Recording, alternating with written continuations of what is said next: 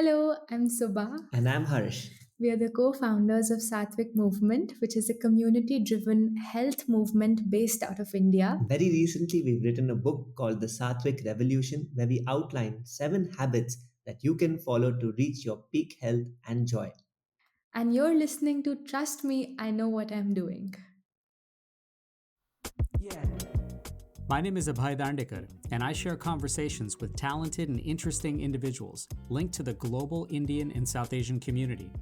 It's informal and informative, adding insights to our evolving cultural expressions, where each person can proudly say, "Trust me, I know what I'm doing." Hi, everyone. On this episode of Trust Me, I Know What I'm Doing, we share a conversation with Subah and Harshvardhan Saraf, the founders of Satvic Movement. Stay tuned.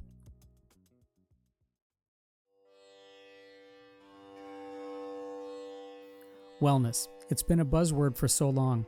We want it and we seem to idealize it, yet there are always barriers to finding it.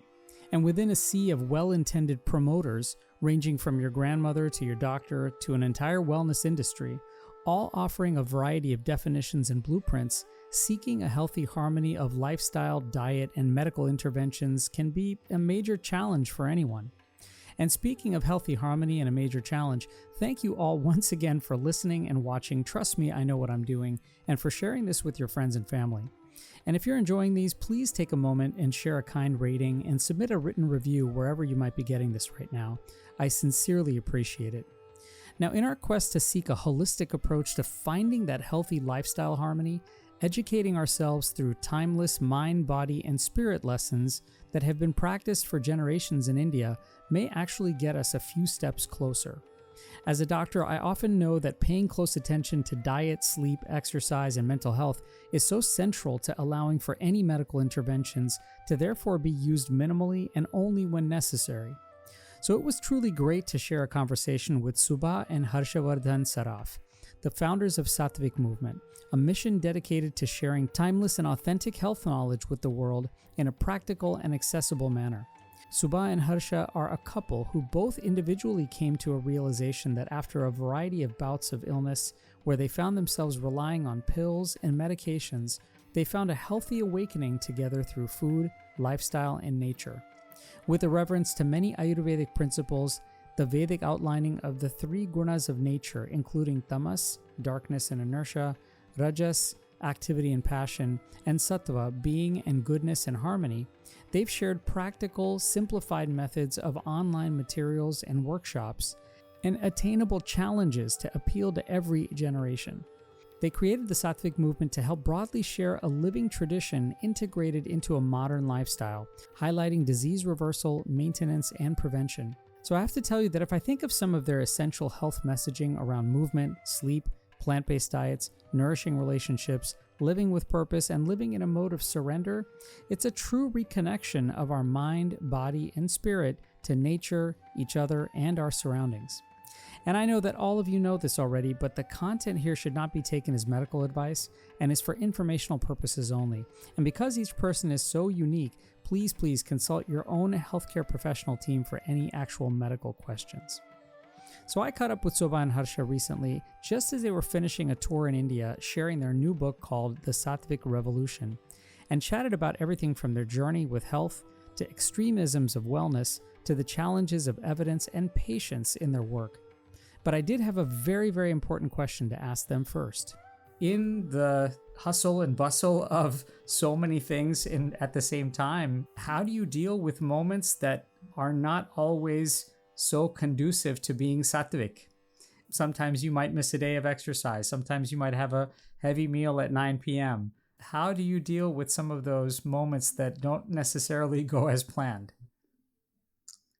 So, what we believe, Abhay, is that being Satvic is more than just a set of rituals to practice or to follow.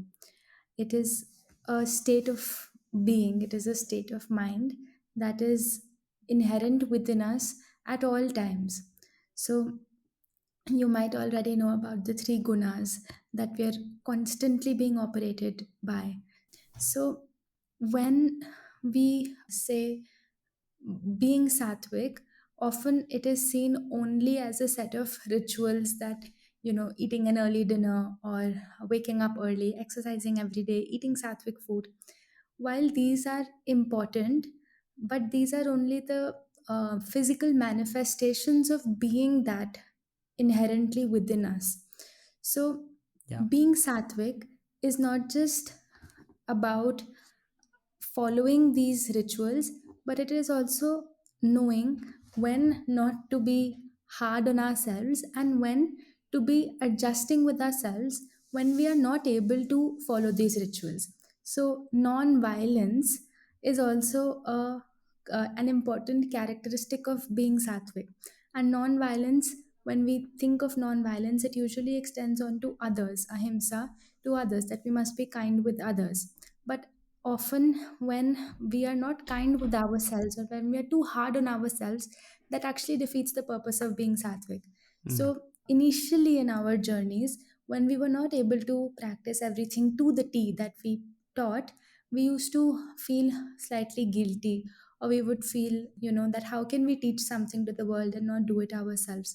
But I think over the years, as we have gone deeper into our own practices, we have also realized that being sattvic is more than just following a set of rituals. It's it's a state of being, and when we are able to practice that state of being at all times, when we are touring around India and when we are meeting so many community members, and even if they are behaving impatiently, or they are, sometimes people are not so pleasant, and when we are able to remain calm within and still hold love in our hearts towards such people, or hold that calmness within us even when there's chaos outside, we know that we're able to be sattvic, even if we are not able to follow everything to the all the physical practices to the T. So of course, Yeah. we are traveling, it's much harder to follow everything. We do as much as we can, but we don't guilt trap ourselves into feeling that, if you're not doing everything to the T, we're doing something wrong. Of course, I'm grateful that you've mentioned this incredible balance that has to, and it's less of a balance than more of a harmonizing of all three of these. I imagine that you mentioned that this has come with a lot of grace that you have to give yourselves over time, and you've learned this. So, Harshvardhan, I'm guessing that it helps to have both of you keep each other in a way, kind of having coaching, if you will, for both of you. And on top of that, I imagine that through the years that this has been itself a journey in allowing you not to feel completely guilty or recognize that this is a human harmony and not a robotic one. Definitely. I think sometimes we ourselves may question, is it okay to eat at 11 p.m.? Right, right. And when the other person also tends to agree that we couldn't have done it another way, even if we had tried harder. When two Yeah. people are there, there's always this support system, like you mentioned, where we are collectively supporting each other and ensuring that we are trying our best, giving our best. Yeah. And, I think that really Yeah. helps. No, you're right. And I'm curious for both of you, you mentioned elegantly that it's not a set of rituals to follow. It's not a checklist that feels like it is mechanical and rather something that has to live in harmony with all the things that you do. When do you both first remember thinking that this kind of lifestyle, this kind of behavior, these kinds of attitudes, and this awakening was something that you actually wanted to share with others, not just live yourselves, but really try and share as a community? I can go first.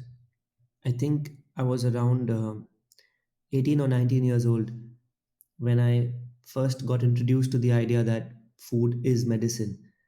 And it did come across as something very radical. And I was someone suffering from skin concerns, skin issues. So the schema was very strong. You have to apply something where the problem is. Either Yeah. it's a lotion, a cream, or something. And the fact that, wait, I have to change what I put in my mouth, I just couldn't reconcile that the thought. Right, right. And when I first realized that through experience, it was a eureka moment. It was like, hold on, this is something which I did not expect. But I still felt it was with me. It was I who was going through this experience, and perhaps I got lucky or there was a coincidence. But there was an incident Abhay, in my family. There was a person, an elderly person, suffering from cancer. Hmm. And coming from a well to do family, we have access to all the right doctors, and they gave all the fancy treatments. We tried everything, but the side effects were so strong. The patient herself said, I'm not interested in more treatment. And the doctor said, Yeah. if we don't, it's going to be tough. So we were in a fix. And that's when we realized, or we came across a doctor who practices natural sciences, who said, don't worry, let's try through food. And at that stage where you've lost all hope, you're like, fine, if there's no other option, let's try it. Sure. Surprisingly, the numbers improved. Yeah. The medicine stopped. Like the actual quality of life, which is one of the most important measures at that age, improved. And it was, for me, I was able to connect the dots that it's not just the concerns I had that were able to be reversed using food and lifestyle. Here is someone who is suffering from a late stage of a very advanced illness that the best doctors in our country have given up on. Yeah. And we're talking about tomatoes and cucumbers and dates and bananas that are simply able to control those levels. Yeah. There's something to be explored. And that's when I felt, if there's something I want to devote myself to, it's to help research, identify, and promote this. That feeling was too much to let go, that how can somebody not be actively working on this? Yeah, just like Harsh, I too was dealing with a lot of health issues growing up, from thyroid imbalance to PCOD to hair fall to excess weight and acne. And I was taking medicines for these chronic diseases from a very young age, since the age of 13. And each time I would go back to the medical world, I would get handed one more pill and then one more pill. By the time I was 17 years old, I was taking multiple medicines every day and living a completely unconscious lifestyle. And that's when I was exposed to this knowledge through a teacher that, again, your food can be your medicine.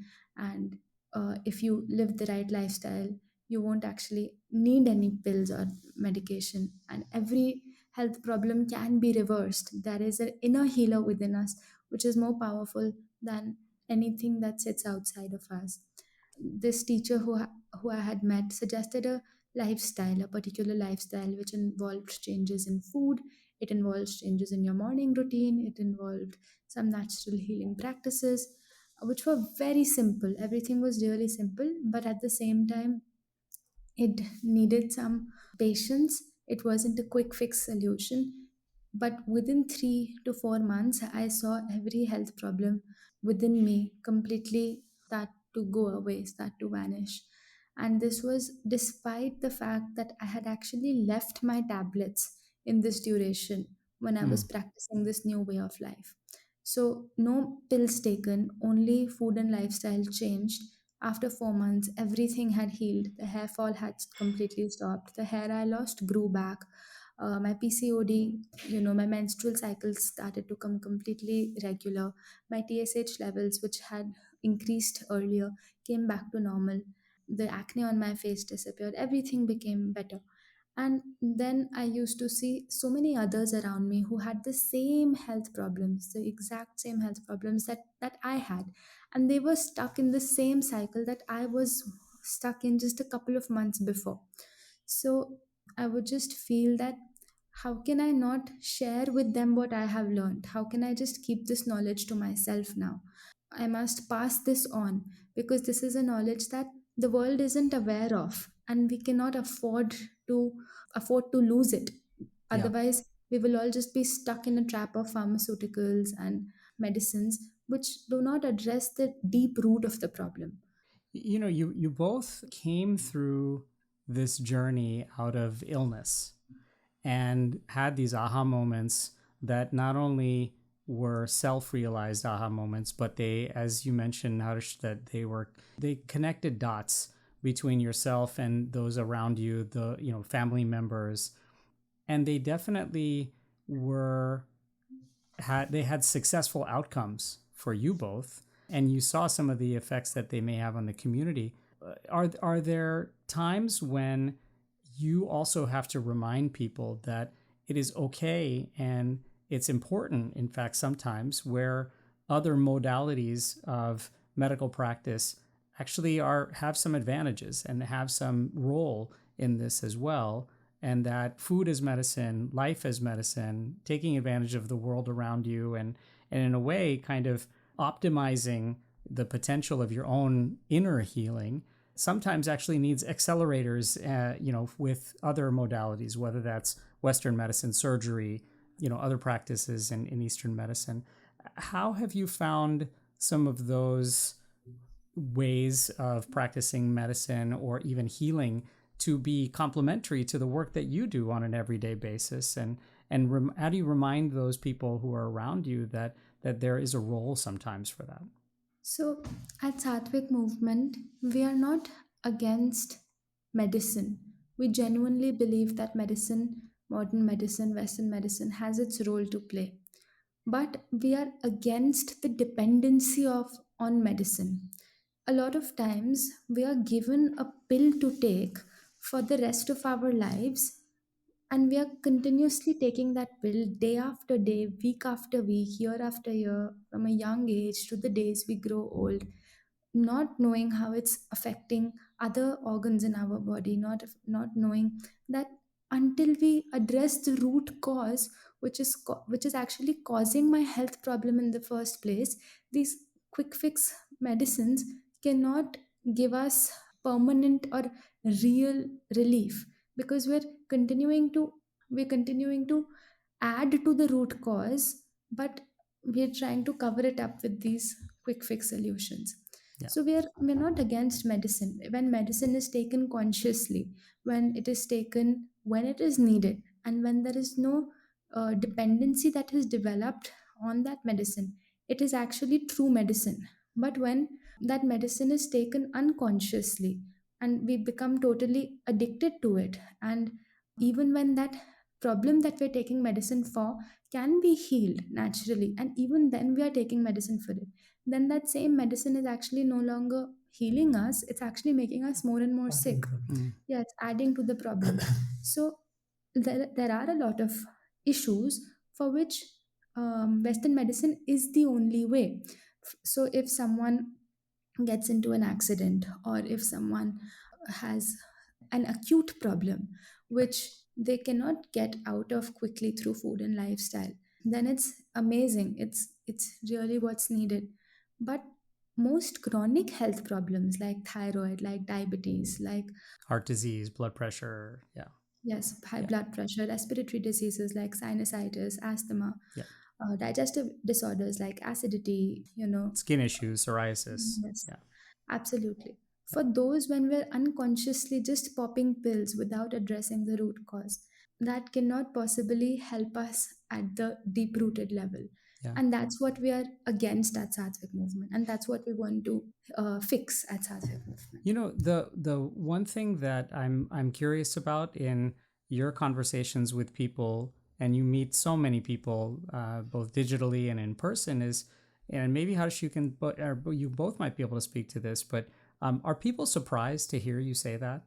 Are people surprised that there can be some role for Western medicine, as you said, in an acute phase and when it's absolutely necessary, and for people not to necessarily be dependent on things or not take medicine consciously, as you say? Are they not only surprised to hear that, but do they also need to be, in a way, do they need to unlearn that these things are the only mechanism to sometimes fixing disease? Because that's what a lot of common Western practices and common medicine, traditional Western medicine, preaches, that this is the way, this is based upon evidence, placebo-controlled trials, et cetera, et cetera. And people sometimes are very rigid in their thinking about that. I'm just curious what surprises maybe that you feel when you have to perhaps not just convince people of this, but you really have to share exactly what you just told me in a few moments here, like Subha just did. I feel, Abhay, that in our videos we do a lot of explanation. We are not very quick to give tips or do this and don't do this. we really explain the inner healer within us. If Yeah. we are not taking medicine, then how are we going to get better? Is there something in the food that is going in and doing the same role as the medicine, or is there something within us that is capable of healing us? So I think the videos are so well explained that when people understand, okay, if we are being asked to not take medicine, what is it that we are going to do instead to achieve a better purpose? Right. I think that there is a conviction that they feel at that time when watching those videos or attending those workshops, that they believe, yes, I will get better, I know this will work. So it's not about a logical discussion at that point. It's more of a intuitive feeling that this makes sense. Why have I not explored the healer which I have within? Because quite honestly, there is no scientific evidence to go and look for that healer within. These are Right. powers which is beyond a telescope or a blood test. Yes, we would love to deduce it scientifically that this works, but understanding the concept is a very important aspect, and feeling, trusting that power within. I think we are focusing on the explanation of this. And when people align at that level, then we don't give in to the smaller doubts. When we are like, okay, we do it for 2 weeks, we check the sugar level, it's lower. We check the blood pressure, you don't need the medicine. So I think that realization is very, it has to come from within. We Yeah. cannot be loud, we cannot throw research papers because that does not hit the heart. And Yeah. see, we are an online platform, and even if there is a 10% risk that somebody stops taking medicines and it adversely responds, it's a big risk for us. Yeah. So we are very conscious to say, please do not change your medication based on what we tell you. Right. Please Right. check with your doctors. What we are assuring you is that your doctor will stop your medicine if you follow what we say.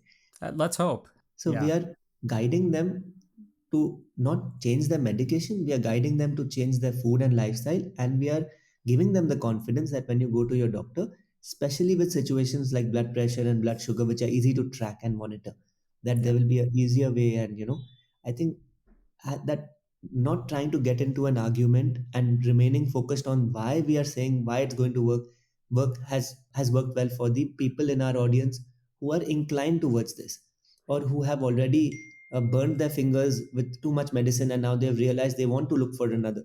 But somebody who's coming in with a very doubtful mind, somebody who's coming in with a challenging attitude, it will be difficult for us to try and fight it. So we try to not, if this is not something that appeals to that person, so be it. We are not here to change everyone for that matter.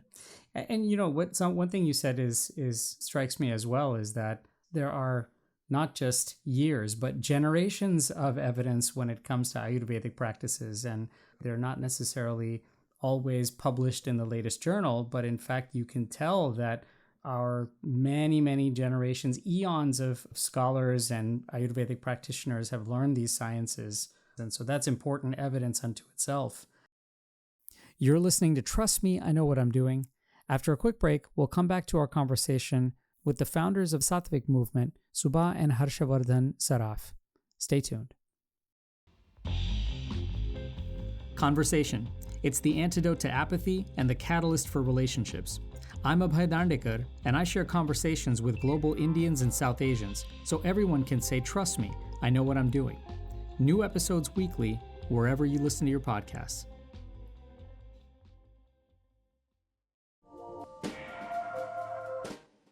Hi, this is Vidya Balan, and you're listening to Trust Me, I Know What I'm Doing.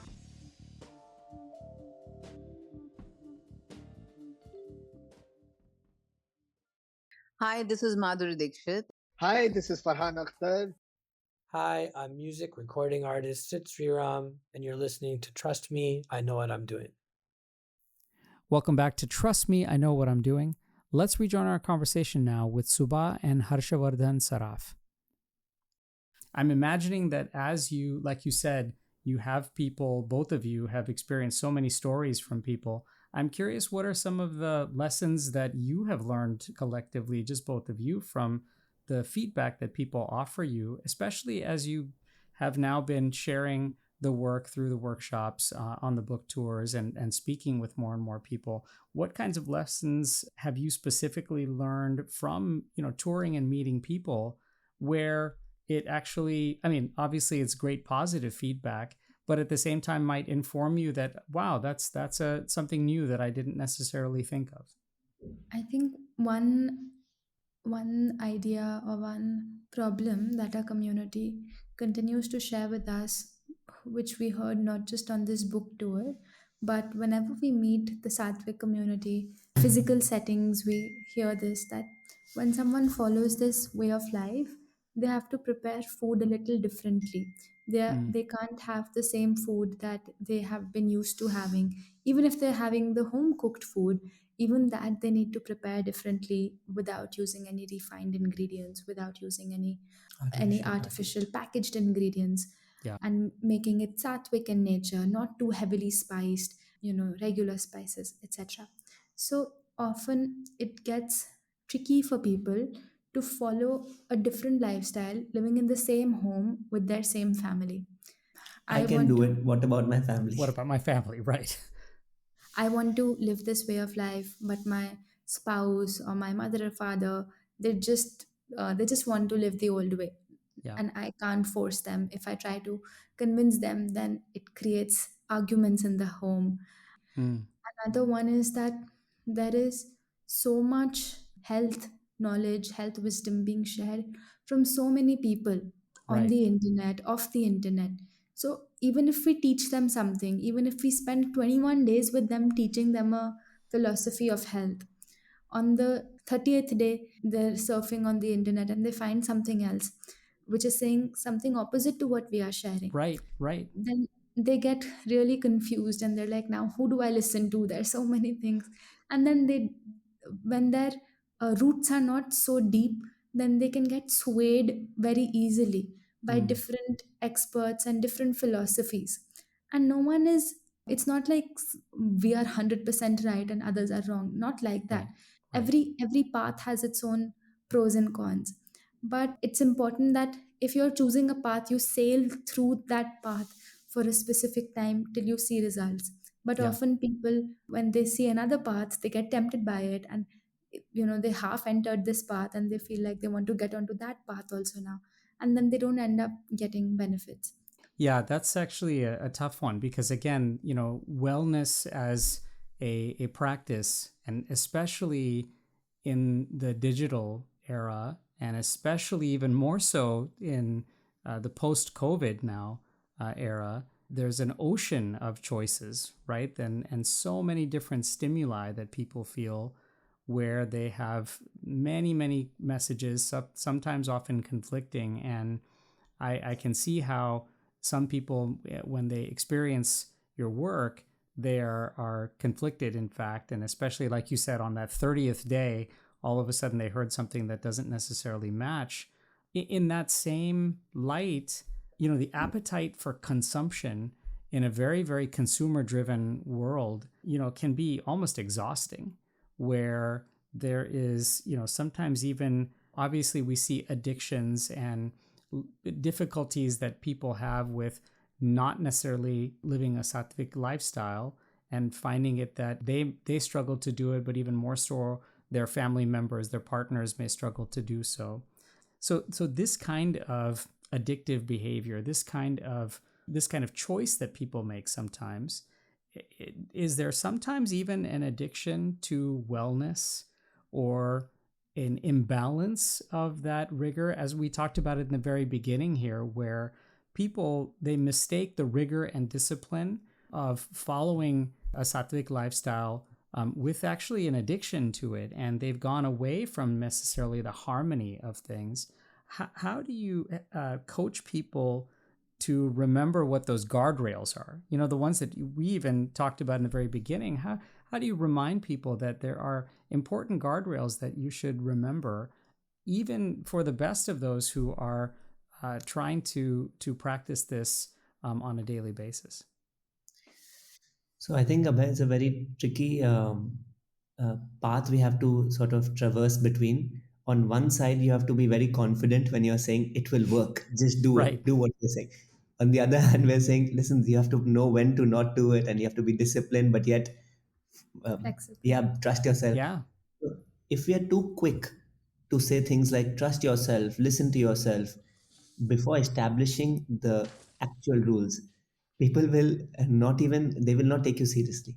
So Yeah. initially we have to be a bit more authoritative and not allow too much flexibility. Initially we are a little, just follow it and then start.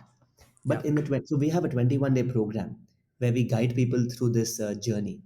The first 15 days there is no discussion or not much discussion on flexibility. It's a Right. little bit more understand the base ground rules. Yeah. But the last few days, when we feel that the person is now prepared and willing, ready to see when to apply what, we explain certain characteristics which actually are impediments on this path. Mm.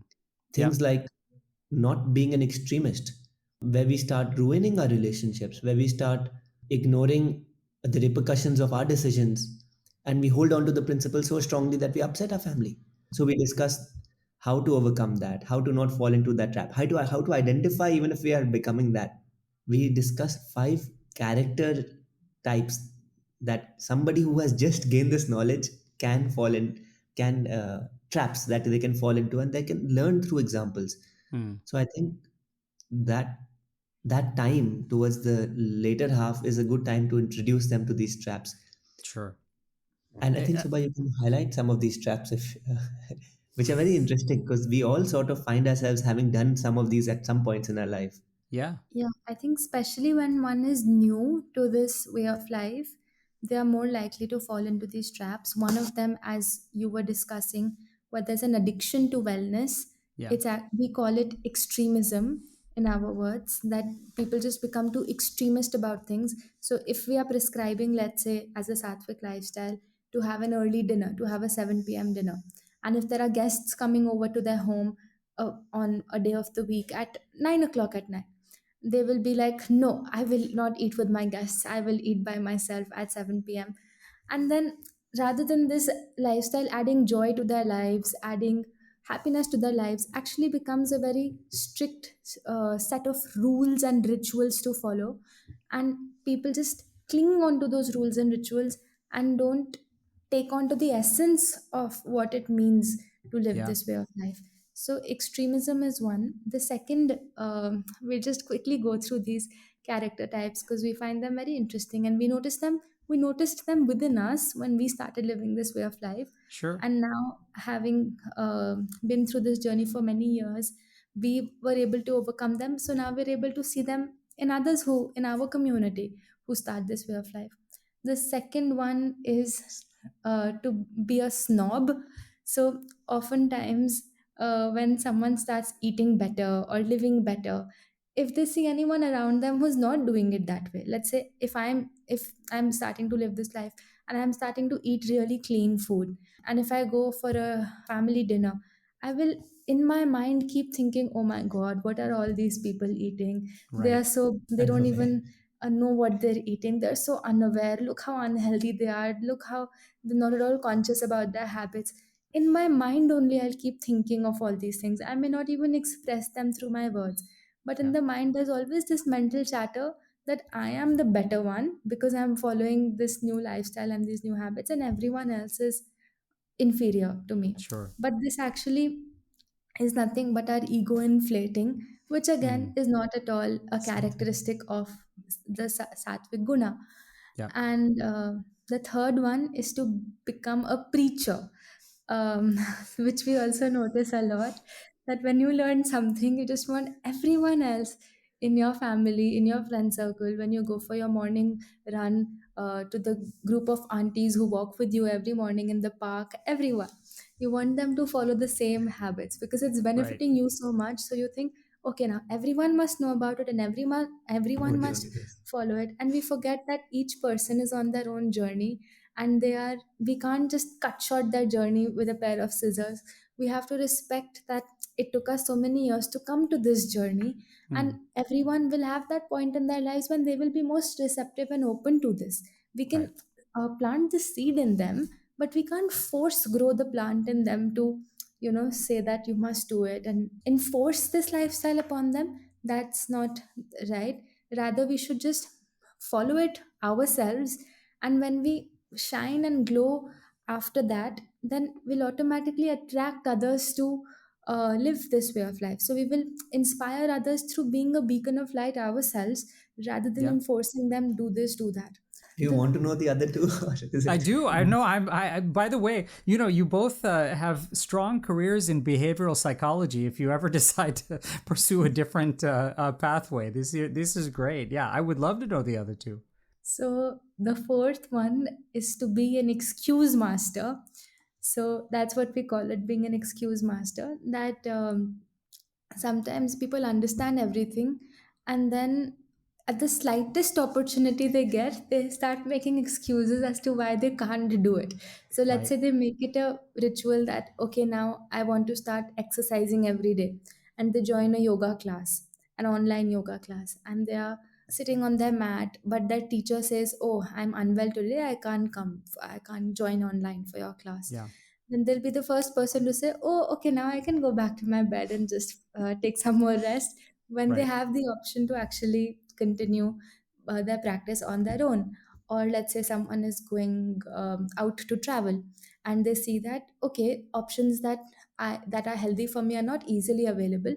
So they'll be the first ones to make an excuse and say, okay, I should be lenient with myself. There's nothing good here, nothing healthy here. So let's give Today, myself, let's only today. yeah, today is like Right. a free day. I can do what I want. Yeah. I shouldn't be so hard also on myself. So out of every small thing that is not working in their favor, they try to get out Convince of it, themselves. convince themselves why they can't do it at the slightest drop of the hat. And the Yeah. last personality type who is not able to continue on this path is, it's the one who's easily swayed. Mm. So Mm. they learn the Satvic way of life. They learn the principles. They do the workshops. They study it. They read the books, and then they go out to the world. And someone says that, "Oh my God, you've started looking so thin. Seems like you've lost a lot of weight. You've started looking so like Pale. pale and dry. What's happened to you?" And suddenly they Yeah. start thinking, "Oh, I'm not doing the right thing. I should go back to my old habits." Or they meet another group of friends, and the group of friends say, oh, you're not even consuming enough protein. Where do you get your protein from? This Sattvic Right. diet and all has no protein. And then they start thinking, oh, they are right, I am actually not getting protein, let me add something. So they're just very easily swayed by the slightest things that others say. They don't have Yeah. the full conviction in their own path, and they too are not able to sustain their path because they give into the slightest External stimulus. external Yeah. advices. Yeah, they sort of move with wherever the water flows, as Yeah. opposed to having confidence in the process. You both. First off, you're like I said, those are the five process or five characteristics. They're very relatable for many people, and you're right that they can in a way derail you from finding the harmony that is part of this sattvic movement, sattvic revolution. You both, like I said, came to this process and this journey through both illness, wellness, and experience, but neither of you is a actual practitioner or a physician in that way, right? And so in that way, are there some advantages or disadvantages to not coming at this approach from the vantage point or perspective of an Ayurvedic doctor or a Western doctor or a naturopath or someone who's had the scholarly degree behind their name, and yet the power of your own experience of the workshops of developing a lot of research and really cultivating this speaks for itself. How do you find and reflect a little bit on that, of some of those advantages or disadvantages? So I can share what I personally feel. I feel everything that has happened in our lives has happened through perfect divine intervention. And we started out on this path at a very young age, and we had a lot of time in our hands when we started out. And I personally also had the option of studying Pursuing a degree. pursuing a degree in naturopathic medicine or Yeah. ayurvedic medicine or even western medicine, but I never felt compelled to pursue that path because I felt that it is not my innate strength or my innate duty to study medicine as a doctor does, because I always felt that I didn't ever feel connected to the path of a doctor, but rather always felt connected to the path of a teacher or an Mm. educator. Yeah. And I also felt that I today feel really happy that didn't choose the stream of becoming a doctor or medicine, because today I feel I'm able to simplify concepts like nobody else can, Mm. because I don't understand the technical terms, I don't understand the very complex jargon of the medical world. Had I Right. understood that, then in the videos of Satvic movement today, I would have said those same jargon words, or I would have explained concepts only using research Technicism. studies and technical terminologies, and then nobody would have related to it except a Yeah. few educated people. But the fact that I didn't study made me so simplify things so that I could understand them, because I didn't know these jargon technical terms. And that simplification, when I understood it with that simplification, I could communicate it with that simplicity. Mm. And today, when we hear from people, when we ask them that, why, how did the videos help you? What do you think of the videos? One thing that they always end up saying is that we just got it, like we just understood it. We don't understand health related videos usually, we just get confused.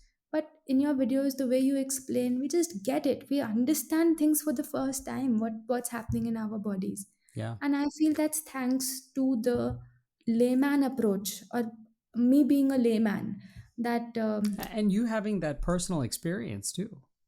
yeah. But of course, that time and again we run into situations where we need the expert of a qualified doctor. Sure. So we have around three doctors, two Ayurvedic doctors, and one naturopathic doctor on board at Sattvic Movement with us, who we continually take support from as and when we need it.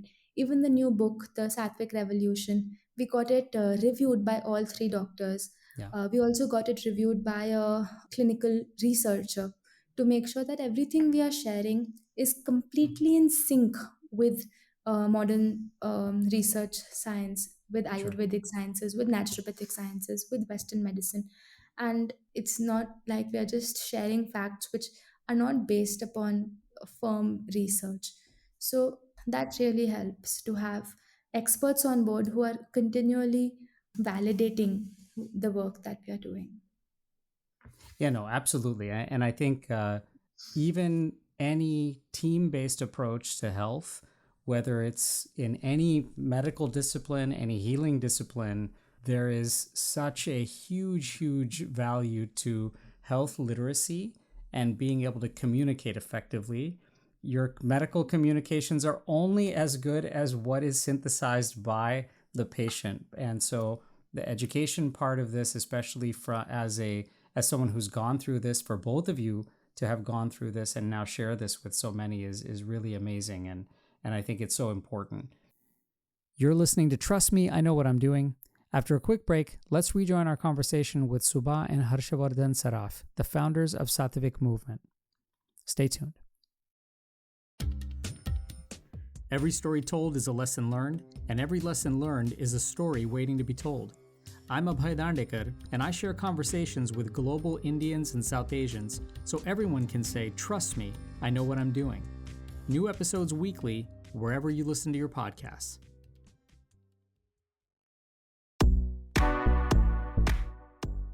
Hi everyone, this is Chef Vikas Khanna. I am a chef, I am an author, filmmaker, documentarian, and you're listening to Trust Me, I Know What I'm Doing.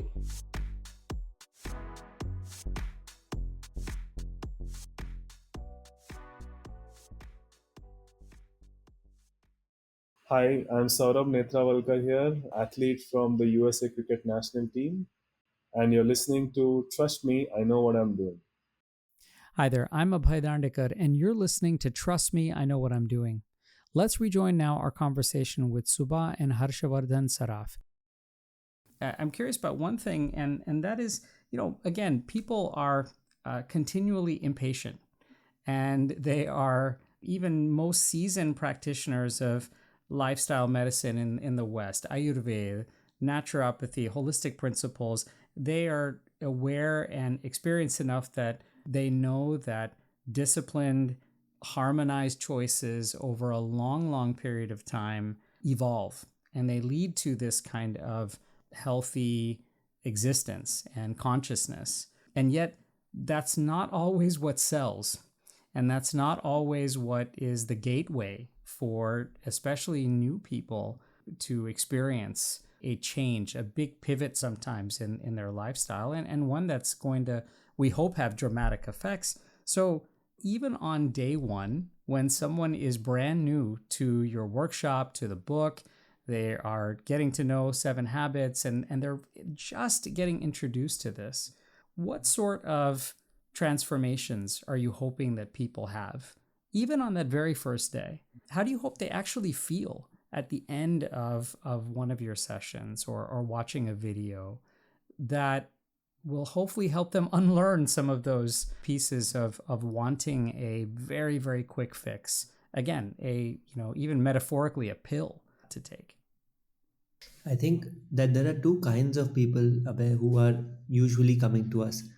Ones who are already suffering from a health concern. So, on their side, the willingness to learn is very high Mm, and they are looking for a solution. So, the way we would guide them or support them is to help them identify that what they are going through, establishing some basic trust that yes, it can be fixed. We are here for you. We share our own journeys with them, so there's relatability. There's a sense of we have been in the same journey together. We know what you're going through. So I think when someone's already coming in with a health concern, addressing that, and not sympathizing, but just truly letting them know that it's going to be all right. yeah, I think that's what they need more than a solution immediately. That someone who can relate with them. And I think our age really helps us, that we come across as friends, not as senior people who know more than them. Yeah, I think we try to strike that friendly teacher a vibe yeah, where we of course have experience which they may not, but we don't put it across as though we are going to be talking down to them. yeah, I think there's this sense of sharing and teaching at the same time. So people are able to connect at that level, who are those, especially those who are coming and looking for a health concern. right, I think those who don't have a health issue, who are just perhaps stumbling upon these videos, right. or They're who are making, browsing.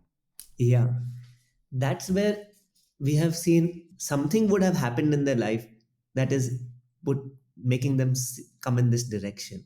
Either if they've lost someone close to them, their parents are just having a challenge, they're not able to conceive, or there has to be something for which they are looking for something more in life. Mm, And I think that's when they are interested. And at that time, for those who don't have health issues, they are looking for something, they don't know what, but there's something more they're seeking in life. At that time, I feel what works for us, they find people like us who are genuinely interested in helping them. mm, They can see through the words, they can see through the intent, that wow, these are people just who are genuinely wanting to help me, not looking to gain something, not looking to take. And they've told us, that's why I'm able to say it so confidently, that they feel comfortable that yes, these are people who can guide us, these are people who are, let us listen to more as to what they have to say. right. So I think that it's almost sounds a little as though we are boasting or talking, saying good things about ourselves. The intention is not to boast, but to tell you what they have told us that works. And especially for Subha, I can say the purity with which the words are conveyed. It's almost sounding cliched when I say this out loud, that the purity, but the simplicity with the intent of helping, they connect at that level. And when that's established, that I can trust them, I feel they're not trying to pull a fast one. Yeah, Then that openness is much more. Then that willingness to learn is much more. Then that tell me more, I want more. There's an appetite, and once the appetite is built up, I feel the knowledge is powerful enough to take them through.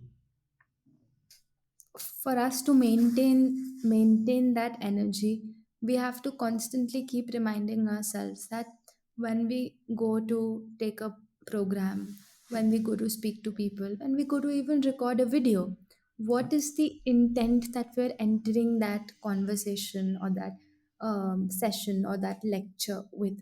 Often living in this world, we become so, what's in it for me? What will I gain? How many likes will I gain? How much followership will I gain from this? How much fame will I gain out of this? If that's the intent, then no matter what the words say, no matter how accurate the script is, it will not end up touching the hearts of people because they Mm, can sense that energy. But when we genuinely step into each of these scenarios with the intent that I truly have nothing to gain out of this, I've already gained so much in my life, and now I just genuinely, from my the core of my heart, I want to simply spread and serve others who are looking for these solutions. I feel when we just do that mindset shift and keep ourselves in that mindset that we're not here to gain, but we're here to serve. We're not here to take, but we're here to give. I feel that's what really just makes other people know that, okay, I can confide in these people, I can trust them. And then, even though we may not have huge degrees and badges on our side, I feel that conviction, that attitude of true service speaks more than the most qualified degrees often do, mm. because they feel that, okay, for the first time, I'm here guided by someone who is there to really give me and not to take from me. Yeah. And that's what we continually teach our team and ask our team to always keep within them, that you're always going to give and to share and not to take or receive, never from the community at least.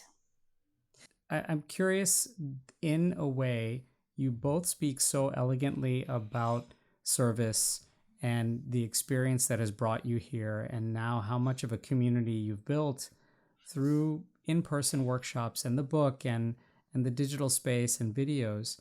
And yet this is a journey still that's evolving for both of you. And so I'm curious, what lessons in self-trust and self-confidence have you both gleaned from going on this journey and having it evolve, particularly with the idea that you're still evolving and that you still have much to grow, much to go when it comes to growth and development in continuing this journey of service and learning and sharing as well? To be honest, I feel that I don't have confidence in myself. I don't have confidence in my abilities. But I have confidence, or I have trust in the divine power, in God. And when you have that trust, that confidence, that whatever God is doing to me, to my life, is what's best for me, even if He's making me suffer, or even if He's making me face tough situations, that's what's right for me. I feel that surpasses the peace that you can gain by merely trusting yourself, because we are so small, we are so insignificant. But Yeah. when we are able to truly have that trust in whatever higher power who we believe in, everyone has a different term they use for God, for divinity, for grace, whatever term we Yeah. use. But when we are able to trust that divine power, I think the peace that we gain is way higher than the peace we can gain by just trusting ourselves. And even to the community, we never say that believe in yourself, believe in your ability. We never say that because it just feels very fake. Mm. We say believe in Mother Nature, because when you give her a chance to heal you, she can heal everything. She can fix all the wrongs that we have done to our own bodies. And we strive to establish the person who comes to Sattvic movement, their connection with Mother Nature. We live our whole lives having turned our backs towards nature. We don't even know who this Mother Nature is, how we all have a part of nature within us. Can So can when I we quickly ask you, in a way, is that the ultimate, as you mentioned, this is a not necessarily a trust in yourself, but in what is, in your case, the spiritually divine. Is that the ultimate way to live in a mode of surrender? Yeah, absolutely. That's habit seven out of the seven practices that we share, even in the book, in our workshops. That living in the mode of surrender simply means to accept things the way they are, that accepting that there is a divine plan which is guiding our lives. And even if the self created plan, we have Right. all crafted a plan for ourselves, even if that's different from the divine plan, um, you know, and even if they don't meet at times, Right. when we're able to simply know that it's okay, there is a better plan for me which is guiding my life right now, that Mm, is living in the mode of surrender. yeah. And if you're truly able to live in the mode of surrender, it's very difficult. We feel it's the hardest of the habits that we share. Then we can remain resilient through the most difficult situations of our lives. Yeah. That's again, it's quite possibly the most difficult way to constantly maintain that self trust and that self confidence, because that can be quite a challenge, I imagine, as well. Harsh, for you, is there a lesson perhaps that has particularly accelerated your own self trust and self confidence as well? When you asked the question, I was equally confused. Like, I was like, what do I do? Like, where is this confidence coming from? Yeah. Am I even a confident person? And then the two thoughts that came, one of which Subha already shared, there is immense trust and faith in the divine power. And the other force is the knowledge that we are speaking on behalf Mm, of. yeah. Uh, we had people, Abhay, we were at these tours meeting people many times, not once, I would say three, four times. A young father or a mother would come with their child in the hand to take a photo, and they would quietly whisper in our ears, "This child is here because of you all." And we would be like, Mm, "What do you mean?" Like, we weren't able to conceive, we just simply followed what you shared, and look, they would right. say the name of the child. That child is only in this world because of what you and we think to ourselves, what did we do to help you have that child? We don't even know you.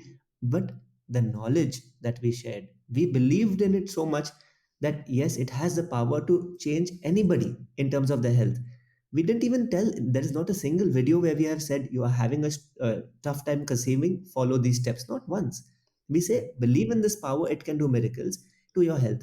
And the person, of course, has taken that up, believed in it, practiced it, and got the benefit. So we have people telling us we couldn't walk, we were on bed rest, and today is the first time we walked in 6 months to come to this event, and now we are able to walk. We think, did we do this? Absolutely not. The power of the knowledge is so immense that even if we were to assess it, we would be limiting it. Right. That let it be, it's so powerful, it's beyond us. And that has come from our teachers, our masters who have taught us, not from us. So we are the instruments, we are the postmen taking the knowledge, giving it to somebody else. We have not even opened the envelope to see what's inside. We are simply passing it on, passing it on. Yeah. That faith that what's inside the envelope is so powerful is this what is confidence in ourselves. Well, I love that. I mean, it's not only just faith in the knowledge, but it speaks to nourishing healthy relationships and living with a purpose. Yeah, To ensure that, again, part of the habits that you speak about, and most importantly, building community. I have to tell you that just in hearing you both speak, I know that there's great power in the knowledge. There's great power in trusting yourselves with what you're doing, and I know that many people around the world are paying great attention to you both. And whether you're a postman delivering an envelope, or really sort of helping shepherd and steer people towards better choices for themselves and taking advantage of their own natural healing, I know everyone is paying attention and hopefully really having great outcomes from it. Subah, Harsha, thank you so much for joining me. This was really a treat. I honestly feel like we could talk for a lot longer, and so I hope in the future we can visit with you again. definitely. Thank you for having us, Abhay. We equally enjoyed the conversation. You make it very easy. I think you pay a lot of attention to what we say, and you are very comfortable to speak with. So thank you for that. And we've done many interviews and podcasts, and I think you've asked the most unique questions. Thank you so much. Please check out Subah and Harsha's work online at satvicmovement.org, and their book, The Satvic Revolution, is available everywhere. Till next time, I'm Abhay Dandekar.